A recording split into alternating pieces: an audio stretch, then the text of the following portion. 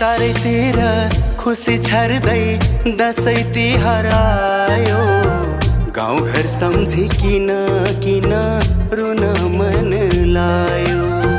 कस्तो भयो गाउँ मेरो आमा कस्ती होलिन्। दैलो माथि टाँसेको त्यो फोटो हेर्दै रोलिन्। फोटो फेरिमा कहिले मिलन कहिले बिछोड माया पिरिममा। फोटो फेरिमा सधैँ उस्तै नहुने यो माया पिरिममा।